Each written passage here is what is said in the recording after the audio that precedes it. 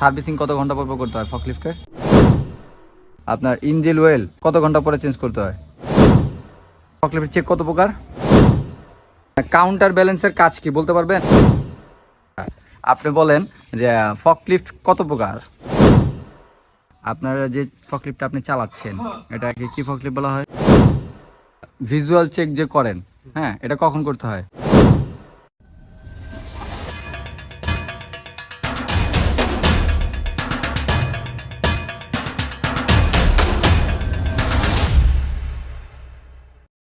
আসসালামু আলাইকুম। ওয়ালাইকুম আসসালাম।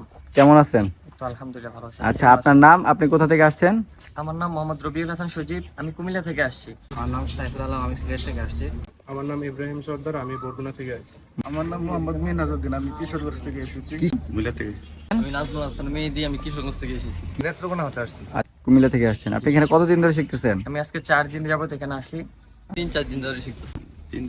আমি আজকে 4 দিন। ঠিক আছে, আমি আপনাকে কিছু প্রশ্ন করব, হ্যাঁ, তো ওগুলোর অ্যান্সারগুলো দিতে পারবেন না ইনশাল্লাহ?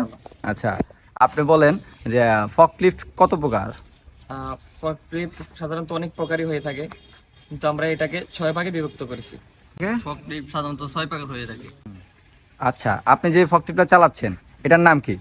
আমি যে ফকলিফটটা চালাচ্ছি এই ফকলিফটের নাম হচ্ছে কাউন্টার ব্যালেন্স ফকলিফট। আপনার ফকলিফট চেক কত প্রকার? ফকলিফটের চেক সাধারণত 2 প্রকার। কি কি? Visual check, operation check. Visual check যে করেন, হ্যাঁ, এটা কখন করতে হয়? ভিজুয়াল চেক গাড়ি স্টার্ট দেওয়ার আগে করতে হয়। আচ্ছা, আর অপারেশনাল চেক? অপারেশন চেক গাড়ি স্টার্ট দেওয়ার পরে চেক করতে হয়। আর ইঞ্জিন অয়েল কতক্ষণ পর চেঞ্জ করতে হয়? এটাই সেম 240 থেকে 250। এগুলো চেক তো আপনি নিজের হাতে করতে পারবেন নাকি? ইনশাআল্লাহ। আপনাকে প্র্যাকটিক্যালি সবকিছু শেখানো হয়েছে না? জি ইনশাল্লাহ বাইরের দেশে গেলে তো নিজের কাজ নিজে করতে হয়, তাহলে ইনশাআল্লাহ। ইনশাল্লাহ আপনি পারবেন তো? ইনশাআল্লাহ। অনেকে মনে করেন যে জিজ্ঞেস করতে পারে 4 দিনে শেখা সম্ভব কিনা, হ্যাঁ, তো আপনার মতে কি হয়? জি জি ইনশাআল্লাহ 4 দিনে সম্ভব, যদি কেউ যদি খেয়াল রাখে ইনশাআল্লাহ 2 দিনেই সম্ভব। 4 দিন তো এটা এক্সট্রা পাবে।